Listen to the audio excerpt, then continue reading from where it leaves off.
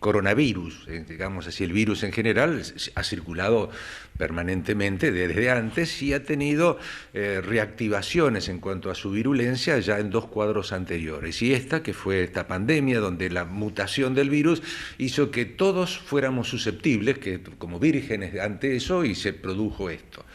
En virtud de la infección de la población más la vacunación, lo que uno espera es que se atenúe y probablemente, mi idea es que va a quedar como un virus probablemente estacional. Esto es discutido, es una opinión, así digamos como un virus similar al de la influenza. Ojalá desapareciera. Pero yo diría que como de mínima, por lo menos, atenuar el impacto y que quede como un virus estacional en donde la vacuna pasará como parte de la estrategia de evitar que esto se produzca. Ahora, esto no quiere decir que pueda pasar algo similar con otro virus, y ¿por qué pasó esto? Es una gran pregunta que creo que todavía no tenemos una respuesta satisfactoria. Si fue una mutación espontánea o fue algo que se generó accidentalmente en un laboratorio y a partir de ahí se diseminó. Bueno, es una gran pregunta que creo que todavía no hay respuesta. Te lo respondo de esa manera. Espero que esto se atenúe y que quede como un virus estacional. Creo que todavía tenemos unos meses más como para que eso se produzca, y es la necesidad de vacunar en la mayor cantidad posible de gente. La Organización Mundial de la Salud no estaba preparada como para poder dar una rápida respuesta. Creo que fue realmente decepcionante la situación esta que tuvo la Organización Mundial de la Salud, y permitió una diseminación con teorías que no eran definitivamente muy científicas al primero en cuanto a cómo era la forma de diseminación de la enfermedad. Estuvo postulando meses una forma de diseminación que todo el mundo más o menos sabíamos que no era la adecuada, y que siendo un virus de transmisión respiratoria era muy riesgoso, y bueno, y que éramos todos susceptibles. Ese fue el gran problema. Estábamos todos vírgenes, todos éramos susceptibles, y bueno, y ahí apareció todo este lío. Esperemos que con esto haya una experiencia de si es que hubo un error del ser humano en la manipulación y todo ese tipo de cosas. Espero que no haya sido así, pero si lo fue, que aprendamos de eso y que se tomen los controles adecuados para que esto no vuelva a suceder. Y si es una mutación espontánea, como ha pasado otras veces, bueno, es el juego de la naturaleza. Ahí tendremos que tratar de convivir como hemos convivido con otras pandemias, pero creo que va a terminar siendo un virus estacional. ¿Cómo estuvo afectado el sector de las personas inmunodepresivas?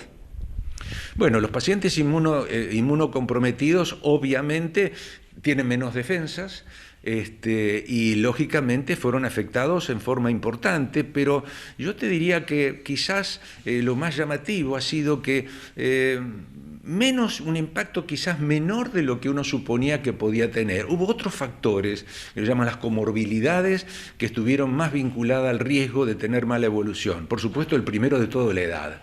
La edad emparejaba, a mayor edad, muchísimo más riesgo.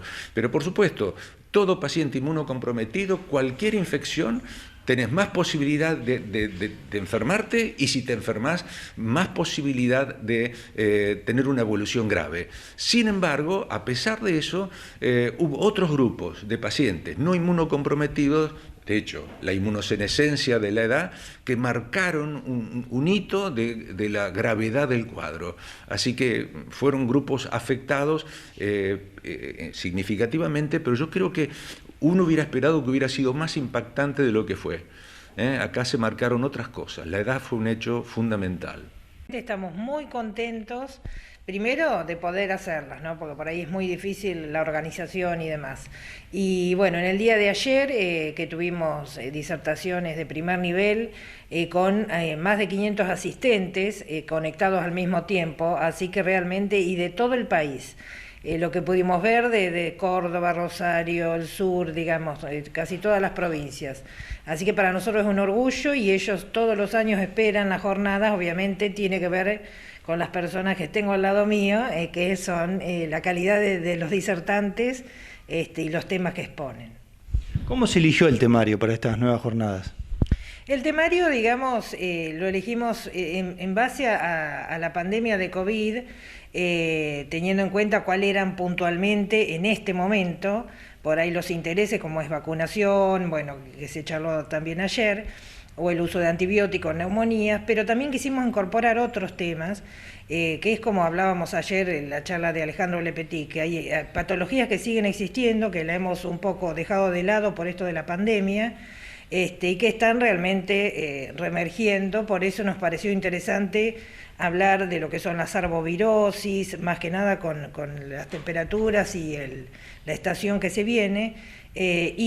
Otro de los temas que se trataron fue justamente tuberculosis, que también tuvo un gran impacto, porque fueron pacientes por ahí que se dejaron de estudiar o dejaron de tener los controles, y que ahora al bajar los casos y demás, ahí están apareciendo muchos pacientes con estas patologías. La pandemia hizo que muchos profesionales de la salud que no son especialistas en infectología quisieran saber más sobre el tema. Sí, por supuesto, sí. Incluso hay especialidades muy lejanas a lo que es infectología que uno siempre se interesan en conocer y mucho más en una experiencia de una pandemia que uno, como sabíamos, lo vamos viviendo día a día, van apareciendo nuevas cosas. Si ustedes se acuerdan del tratamiento inicial de lo que era neumonía COVID, hemos pasado del inhibidor de proteasa, hemos usado distintos tratamientos que por ahí se fueron cambiando con el tiempo. Por eso es que en general los profesionales de la salud, sea la especialidad que sea, todos están interesados porque cualquier paciente puede consultar y tener una sospecha o un cuadro de COVID. Por eso en general, igual las jornadas nuestras son de interés general para todas las especialidades, porque se abordan temas no puntuales o específicos infectológicos, sino temas de interés general. Cada vez ha ido teniendo un rol más importante dentro del equipo, pero es muy importante destacar que el infectólogo solo es imposible que trabaje, necesita el soporte de colegas de otras especialidades y del laboratorio clínico, microbiológico, inmunológico. Es todo un engranaje en el cual el infectólogo es solo una parte. Esto es importante. Y esto lamentablemente no fue lo que ocurrió si nosotros observamos, por ejemplo, la constitución del Comité Asesor Presidencial. Está únicamente integrado por los infectólogos. Los infectólogos podemos y conocemos, y en esto hemos ido aprendiendo todos porque es una enfermedad nueva, una enfermedad emergente de la enfermedad. Pero los aspectos psicológicos, sociológicos, económicos, educativos están lejos de lo nuestro. O sea que en esto se adjudicó un rol sin tener en cuenta los profesionales de otras disciplinas que son imprescindibles en el manejo. Y al día de hoy eso no se corrigió. Muy tristemente la política empañó lo que debió haber sido el manejo técnico profesional adecuado. Un ejemplo son las vacunas, la selección de las vacunas, la oportunidad de llegada de las vacunas, las idas y vueltas. Eso es muy triste, ha sido muy doloroso, porque eso ha costado decenas de miles de casos y muertos que se podrían haber evitado. La campaña de vacunación empezó el 29 de diciembre del año pasado. Ahora, a 10 meses de campaña de vacunación, tenemos solamente vacunado el 58% de la población con 2 dosis. Esto es elocuente. El manejo ha sido no adecuado porque deberíamos tener 80% de la población con 2 dosis.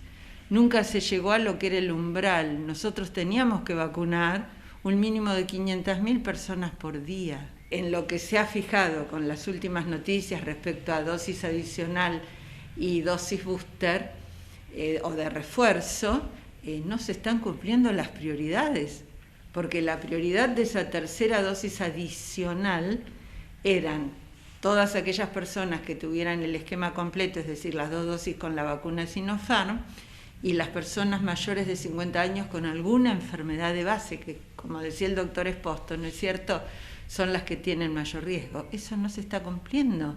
Están recibiendo citaciones personas sanas. ¿Hay posibilidades de una nueva ola de coronavirus? Es lo que está pasando en el hemisferio norte, pero esta ola es diferente. ¿Por qué? porque está afectando fundamentalmente a la población no vacunada. Un ejemplo es lo que está ocurriendo en Alemania, en Rusia, que son casos producidos por la variante Delta y un menor porcentaje por una subvariante de Delta, pero eso en los no vacunados. De 10 personas que ingresan a unidad de cuidados intensivos, 8 o 9 son no vacunados. Eso que está demostrando el inmenso efecto beneficioso de protección de la vacunación en las personas. O sea que podemos tener otras olas, pero va a ser fundamentalmente en los no vacunados. Estados Unidos es otro ejemplo, ¿no es cierto? Y mientras haya población no vacunada, está el riesgo de emergencia de una variante nueva, porque el virus se va perfeccionando. Las variantes son más contagiosas y escapan a la inmunidad, a la protección conferida por haber tenido la enfermedad o por la vacunación. Ojo con eso. Por eso la urgencia de tener la